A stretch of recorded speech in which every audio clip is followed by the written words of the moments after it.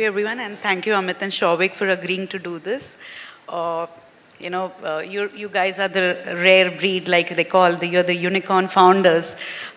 Unicorn founders are those who have built companies that are valued more than $1 billion, and in the startup ecosystem, they're celebrities. So, you know.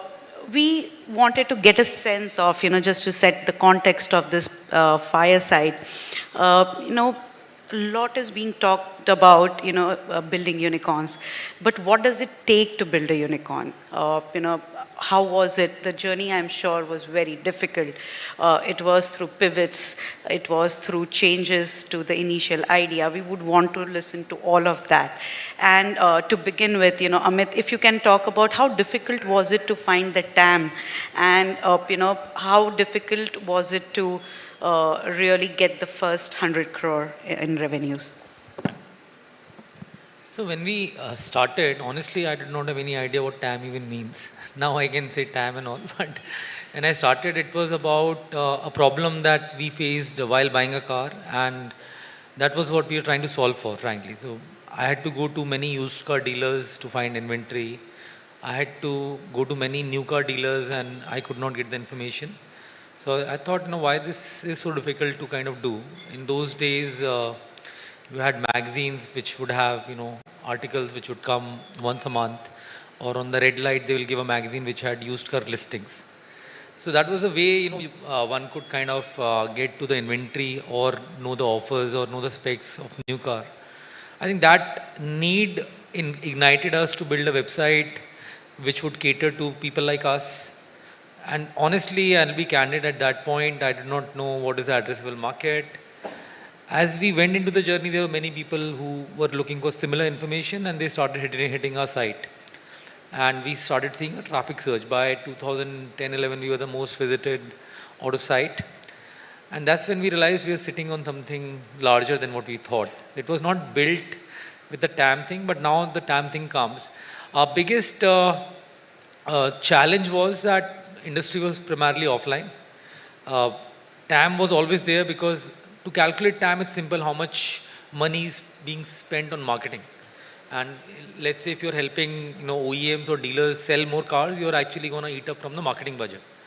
So to calculate the TAM, we just had to see how much typically a OEM spends on marketing. And these were available because some companies were public. So we kind of guesstimated 2.5% of total GMV sold is kind of TAM for us. The bigger challenge was how much can we convert digital.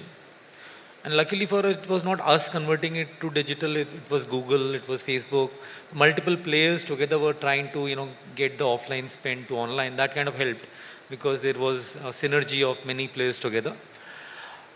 Though it was very difficult to sell the first lead pack, I personally went to many dealers to pitch this idea and was turned down. Online कौन आता है, कहाँ से customer तो हमारे दुकान पे आएंगे, online थोड़ी आएंगे.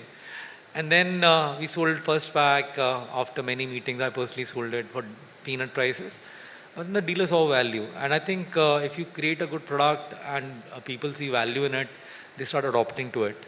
And technology makes a lot of stuff measurable. So we were in our early journey, we were able to make money through advertising. So luckily for us, Google Ads was something that you could plug in without actually building a sales team. So that was the first thing we put on a site, Google Ads. And then we had a direct sales team to sell ads to OEMs, and then direct team to sell to dealers. This kind of helped us scale in the first few years to a decent revenue. And this probably got us to, let's say, 100 crore kind of a mark. It took us a longer time, frankly. It took us 8 years to reach first 100 crores. And it was bootstrapped company, so we never raised funds till 2014 is when we were actually funded. So as a bootstrapped company, we had kind of hit the 100 crore scale without actually utilizing any cash, and it was profitable every year. So big thing was that it's okay to go slow, build it with a very strong foundation is what I realized in hindsight, because since we did not have money, we had to build a strategy to get traffic free of cost. And I think in constraints, a lot of innovation happened on that front. So that's what kind of helped us to reach 100. But from 100, Going to the next level was the other question that you had, ki 100 ke aage kya? So to reach 100 was not easy, it took us time, but was a strong, solid, profitable foundation and business. But from 100, like this year, we'll probably be doing around 2,800 crores. So there's a thing that I realized that you will be able to penetrate a market by a certain percentage. So let's say digital spend agar 100 rupees hai, you'll penetrate 20, 30, but it will be split amongst many players. When you can foresee that you'll be stagnated by market now, because अब market अगर 10% grow कर रहा है तो आपका भी revenue 10% grow कर जाएगा, आपने penetration पूरा कर लिया है. So I thought कि यहाँ तो मतलब the cap will come soon and it won't be very large. So what we thought is what we can do with the same customer, because we already had these online car buyers, we already had dealers whom we were serving, and then we started looking at adjacent problems, and that's when pivots happened. So we entered the finance marketplace, we entered the insurance marketplace. That's how Insurance Echo got formed. So we helped dealers sell insurance to the customers who were buying used cars from them. And 50% cars are not insured. So we said, we'll build a technology which can do the insurance in 10 minutes, and they used to do it in 10 days. Because we had an evaluation engine, we could value the car, we had digital pipes to issue insurance. So that's what we did. And then we expanded this idea to every pin code. Now we have around 200,000 agents who sell insurance for us on our platform. But the thought process was very, very simple, how we can capture adjacency. And every time we went into adjacency, there was a new TAM that opened up. And that new TAM that was opening up was basically helping us, grow.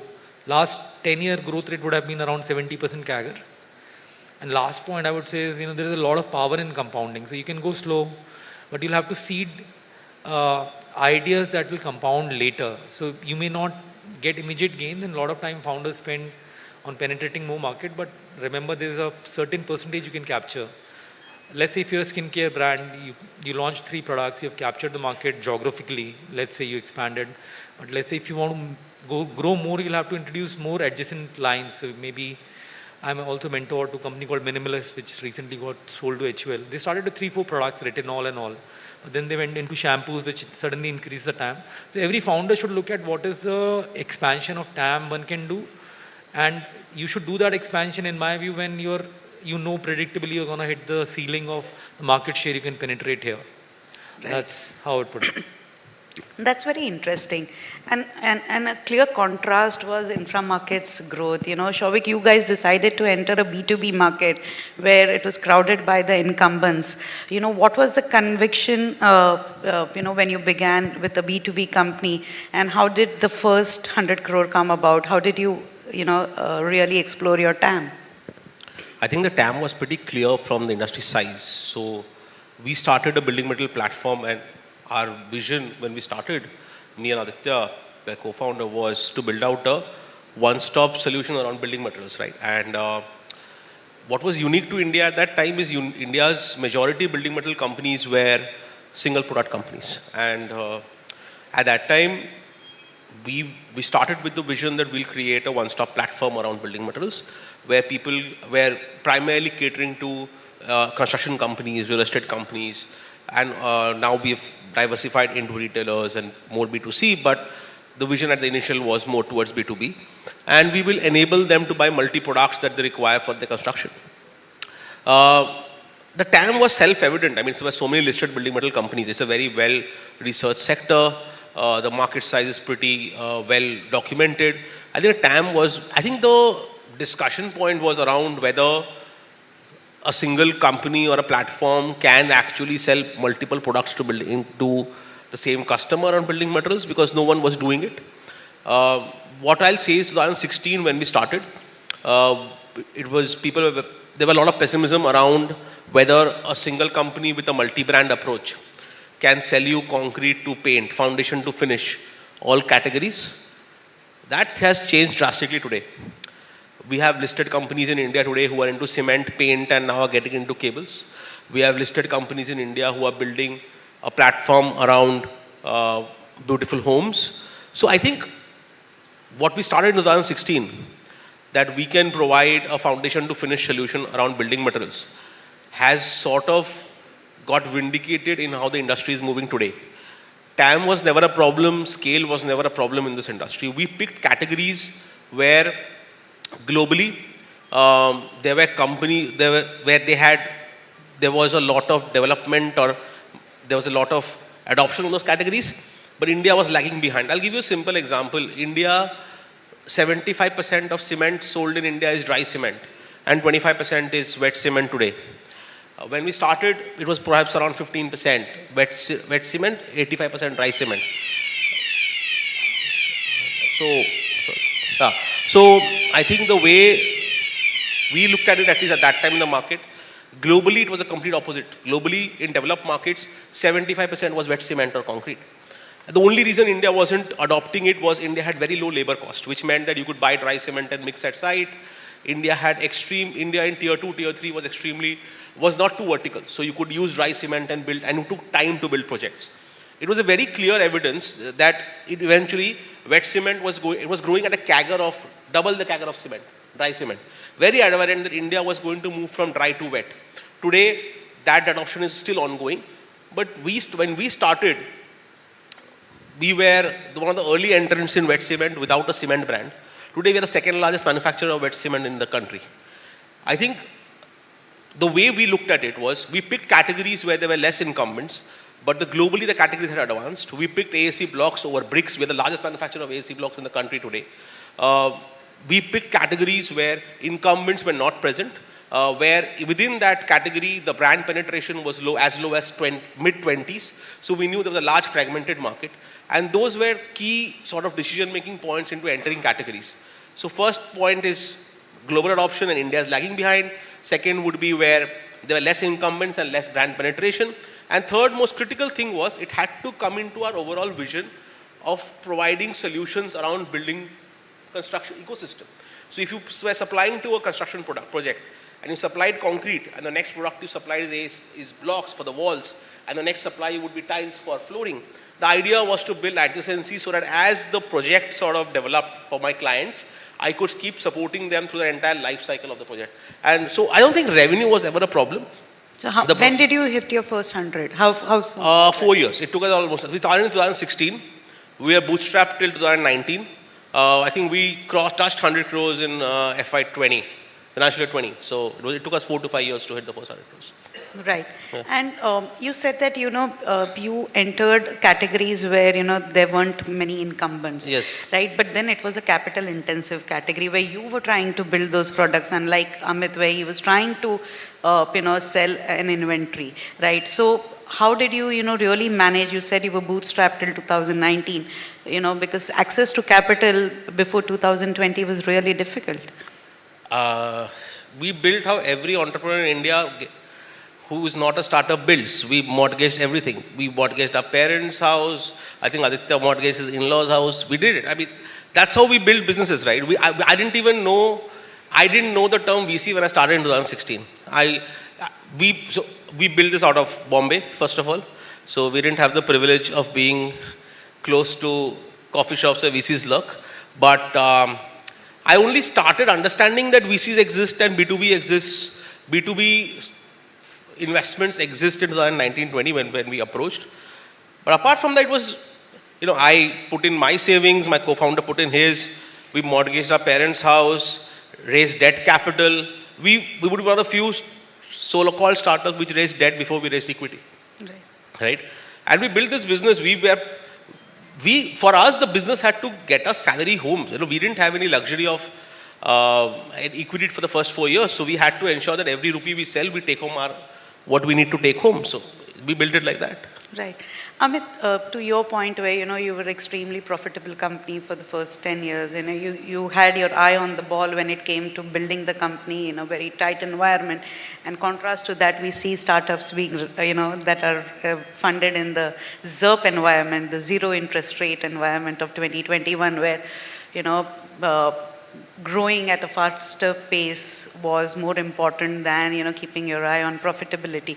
Of course, now again, we are back to, talking about, but how difficult was it to maintain that balance between growth and profitability where, of course, as a founder, you want to be out there and, open, say, 100 centers, but then your P&L doesn't really support that. I think it's a fine balance that you have to strike. Growth and burns or investments, as you may call it, come hand in hand, and you'll have to choose your path. And for us, we basically wanted to grow, but we did not want to grow 10x in a single year because the nature of a business is different. But certain spaces you will have to grow. Like if you're in quick commerce, you'll need order density. There's no other way to get the unit economics right until you have in a one pin code a large density of orders. So you'll have to basis there is no right or wrong answer here. I think basis the line of business, basis the context of business, you'll have to choose your path. We chose a path which definitely made us grow 70% CAGR for last 10 years. And we also were able to optimize on unit economics at the same time. And in our industry, we could find that sweet spot. Some industries may have much larger burn to get there. But look, finally, every business is made to finally eventually give profits. And that's something that is non-compromisable. You may have capital cycles of, easy cash available. You may have capital cycles going off. But in all fairness, eventually whoever is investing on some return on the money, and that will only come once you turn it profitable. It may be later that you turn it profitable, but that has to be the case, which means that in steady state, your model has to throw back cash. And the way we measure it is like, it starts with CM1 negative. Let's say you're funding the product to sell. Then once you are able to, kind of recover the COGS, you're CM1 positive. Then you are manpower positive. You're recovering the manpower cost involved to sell the product, CM2 positive. And finally, your tech fixed cost, CM4 level. So you have to basically see that at scale, the profitability per unit is gonna come, and the wall scale addressable market is large enough so that you can recover the fixed cost of technology management you're putting and then get profits. I think if that model is on paper there and you're showing trajectory that quarter over quarter, you're showing the trajectory and all CMs flowing down, it's very visible that you're getting there. I think you'll have people who will invest in the scale up plan also. But fundamentally, you'll have to definitely make sure that eventually it should make money and there is a trajectory that you're demonstrating to get there. Right. Shouvik, there's often this dilemma in a founder's mind on build versus buy, where and we have seen that Inframarket has gone in and done some inorganic acquisitions. So how did you really decide on, because a few categories you incubated and you did it yourself, and then RDC, you go ahead and buy an RDC concrete company. So how did you arrive at that? So I think every acquisition that we've done, the decision has been primarily, it's not one thumb rule decision on whether we build or buy. It's very unique to that particular acquisition.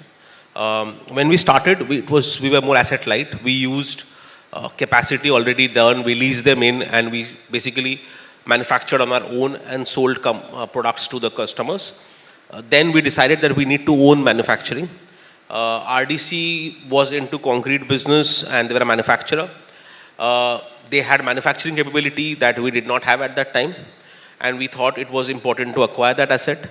I think it's not build versus buy, it's about which capabilities you can build yourself and how easy or tough it is for build, and compared to some capabilities that we want to acquire and bolt on. Eventually, there have to be synergy benefits. For us, we've done 3 large acquisitions.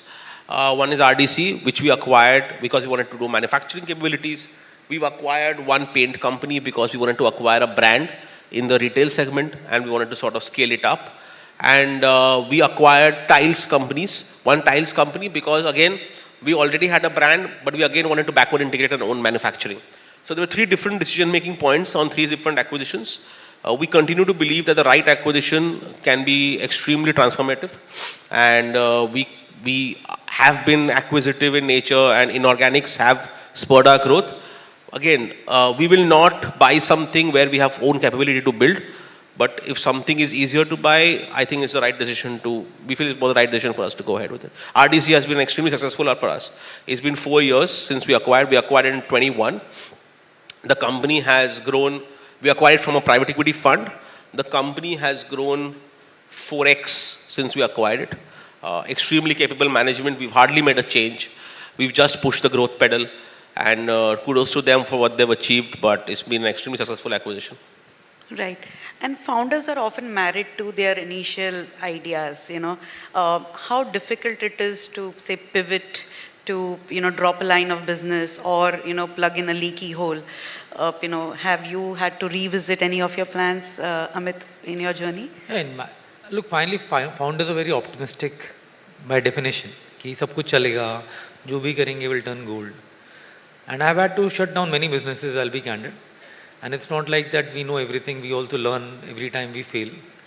And even at late stage like this, you end up failing. ऐसा नहीं है कि अभी भी जो खेल करते हैं वो अच्छा हो जाता है. We started used car retail where we had to, you know, buy a car, refurb it, and put it in our own showroom and sell it. For which we are a digital platform already, and we were backward integrating the process of buying and trying to extract more margin pool. And we honestly miserably failed. We could not find our profit pool. A dealer probably does a better job in managing his economics versus, you know, what we could do. And per car we were losing money, and I could not see a sight of, you know, profitability. And even if I could see 20 things had to go right, and I would probably make a percent out there. And supply was not particularly in our control because it's a fragmented supply.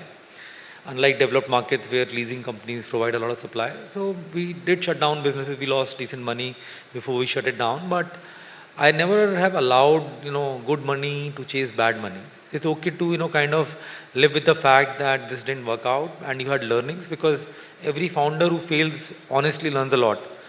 And in our company, in fact, we welcome people who might have tried our idea and would have failed, because I think they are more learned than anybody else, you know, I would meet otherwise. So failing is a constant process in my view. I still learn every time we try something new. Second thing I think I've realized in my life is founders are so optimistic that they start doing 10 things at the same time. So I started accessories, I started tires, I started roadside assistance, anything and everything, you know, that one could think of in the space, I started parallelly. And a year and a half later, I realized in everything we did a very mediocre job, because I was personally stretched very thin across all these projects. And with little focus, you don't build anything great. You build mediocre solutions. So it's better not to pick up, you know, be too optimistic about everything. And I believed I've hired a great team, it will happen. Founders have to put in their, you know, time and effort to make anything successful, or invest inorganically in a company where you have a founder who's really extremely good. So the learning I've had is that don't do too many things at the same time, have management focus, value the time the most, because that's the only limited currency. Money you can still raise, but you cannot raise time. So just value that the most as an asset. Right. Shovik, what are the white spaces that you're excited about, you know, in your line of businesses? No, we continue to be excited about some of the products that where we are leadership. I think it's not a very attractive topic to discuss on, but concrete I think is one of the, you will see a lot of development in categories like wet cement in the next decade or so. You will see multiple companies come out of this space. The next generation of building metal companies will be built around categories where we are not expecting today. I think concrete and walling products are some of those categories which are white spaces where no one's looking at them. India is today technologically backward in the sense of the products that we are using, and we see that development coming over the next decade. I think we are very excited overall over our B2C segments.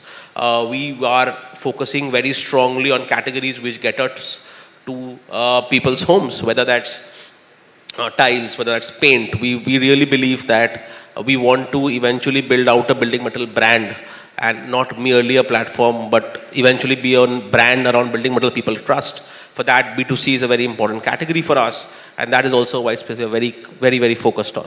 Right. Amit, what are the white spaces you are excited about? Look, in our category, we find white spaces basis what a car buyer can do. So car buyer takes loan, we started loans.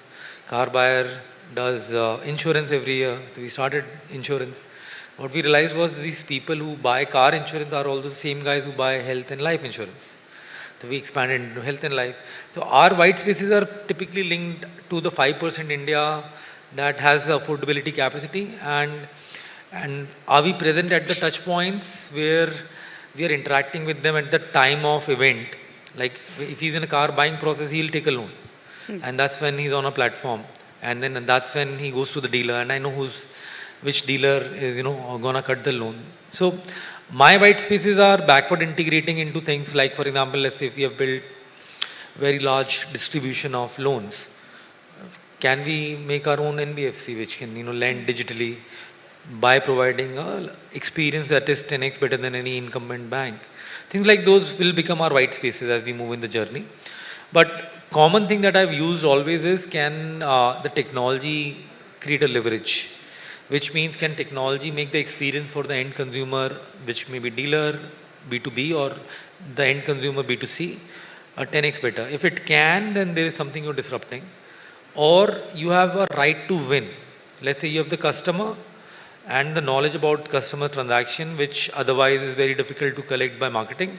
So you have a CAC advantage, you have a ecosystem advantage of knowing players already. And if you can build something on top, I think that's when magic happens. So practically, our white spaces are exactly around. We have also been evaluating aftermarket, like we know who are the car buyers, can we help them in maintaining the cars. One white space we realized was, mobility. Anybody who's buying a car will eventually also go on a vacation where he may want to do a self-drive rental. It's very popular in developed markets, Hertz and all. So we invested in a company which does, self-drive car rentals called Rev. So we believe the same car buyer, same profile will also move into mobility, which is rented mobility. It could be leasing also eventually through this asset. So we're looking at different forms of mobility. So instead of thinking as car buying, we are saying let's go up. We are a mobility platform.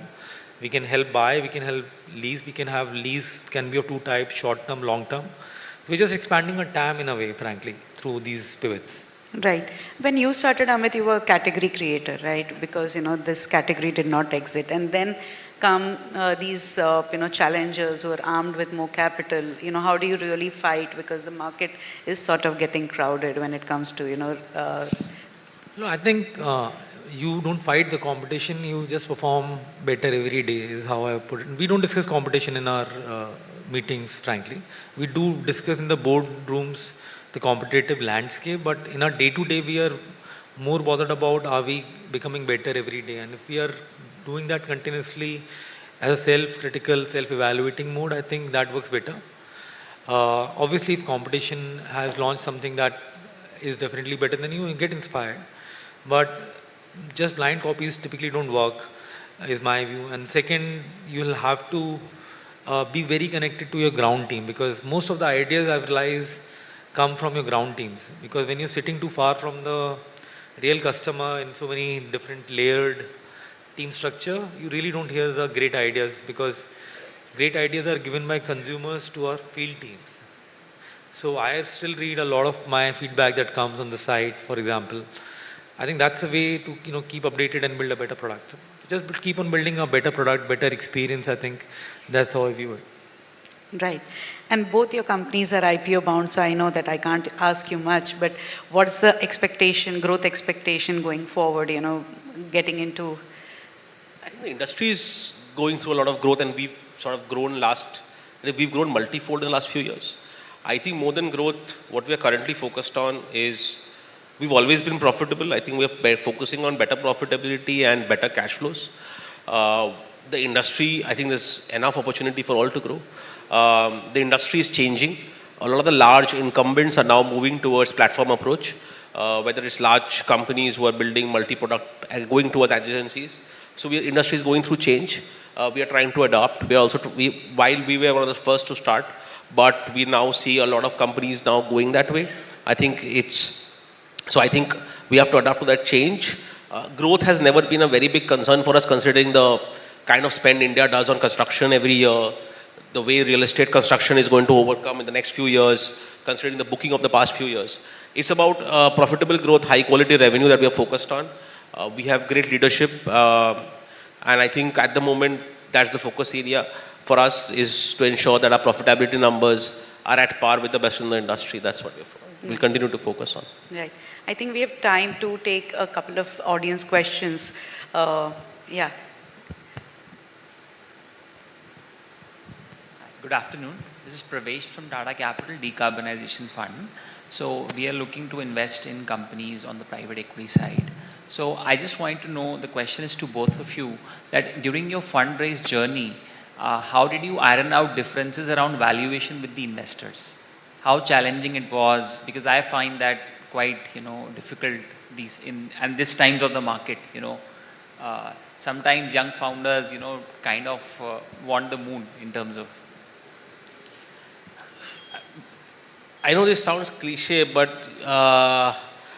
you don't really care about valuations a lot once you understand that the value of the founder in a company is unlike traditional companies, or even is not determined by the percentage of holding you have, but the value you create for the organization. I think once you get that out of the way, I think founders are not scared about the valuation, they are scared about the dilution. We are young founders, we are building for the first time. Most of us don't come from business backgrounds. And when we are first raising, I think the first thing that scares us is I'm giving away a large percentage of my business away to an investor who is investing in hundreds of companies. And I'll have to explain every decision to them, and will they give as much time to the business as I give? Will they understand from everything from my point of view? I think once we understand that investors are in the business of investing and not in the business of running businesses, and they will continue to support founders no matter what their percentage holding in the business. You could have a single digit holding, but so long as you create value for your organization, you will continue to be valued by the board. I think once as a founder you get that clarity from your investors, then valuations are just some benchmarks along the journey. So long as you have control on what you're trying to do, what you're trying to build, I don't think we really care about valuation and dilution, to be honest. That's my take on this. I echo Sauvik's thoughts. In addition, I think founders should not be too worried about valuation, it's about value creation. Most important point is I've actually taken at times lower valuation than what was being offered by the best investor. Best valuation I rejected, just for the fact that I thought, where will I get more value from the investor? So you always don't choose valuations, you also choose value that investor brings on table. Keeping the board compact is a very good idea because then decision making is faster. So if you don't give too many seats out, it helps you in a longer run, frankly, in decision making. You have a lot of control as a founder on how you run the show because you have to align much lesser people. Secondly, I think keep on refreshing the cap table after, let's say, 10 years, people will have a rollover period. So the guy will have decision making capability basis that he needs to exit now. And somebody who is coming in now will invest for next 5-10 years. So you'll have to also think of refreshing the cap table because every investor may have a different goal, and his advice or his inputs to the board may be function of which stage he entered and which stage he needs to exit. Right. Thank you. Anyone else? Yeah, gentleman over there. That would be the last question. Hello, Souvik. This is a question to you. 2017, we saw one company which was into your segment called as Shankara Builders. And it was a, I guess, watershed moment for Indian capital market. We got our Home Depot that was celebrated kind of company. But if we closely look at last 7-8 years, the company did not perform in that way.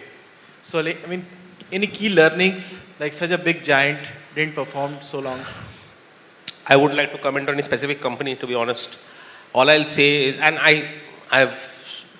we've studied obviously most competitors or most incumbents. Again, we did not start out as a platform where, so companies you're referring to primarily distribute products. 70% of what we sell today is our own brand. We are structured as a house of brands where we bought out brands eventually because we did not want to only sell other people's brands. We started as a 100% distribution business to today a 70% private label own brand business. And out of that, almost 30% I manufacture myself. The reason we went that way to have our own brand existence is India values brands. India pays a premium to building material brands because India values the trust that goes with the brand. Today we see cement companies advertise in cricket tournaments. Nowhere in the globe that happens. You don't see a global cement company advertise in a football World Cup. And you look at a cricket match in India, out of 40 brands, 20 will be building material brands or home decor brands. Why do the people do this? Because the B2C presence that you get, the consumer values a well-known cement brand also. If your contractor is buying an unknown cement brand, you will tell them, I don't know this brand. The reason India does this, because India is inherently slightly low trust, where they would like to know the brand. So I think in India, building a pure play distribution business in the space, like you mentioned Home Depot, right?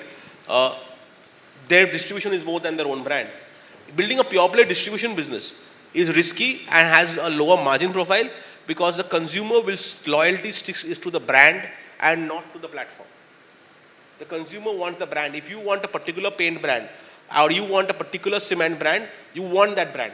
So if tomorrow the brand pulls out of my platform, I lose the customer. The customer doesn't keep coming to my platform for the same thing. So I think in India, at least in building materials, it's important to own the brand, and that's a journey. That's a decision we took. We sort of from 2016 when we started to today, we very clearly focused on building own brand in each category, with the thought process that to eventually own the customer, you need to own the brand. That's Right. something different that we have done. On that note, we'll end this discussion, and I hope that their insights are going to inspire a lot of founders and help them in building unicorns like they did. So thank you so much, Souvik and Amit, for taking time out and speaking to us.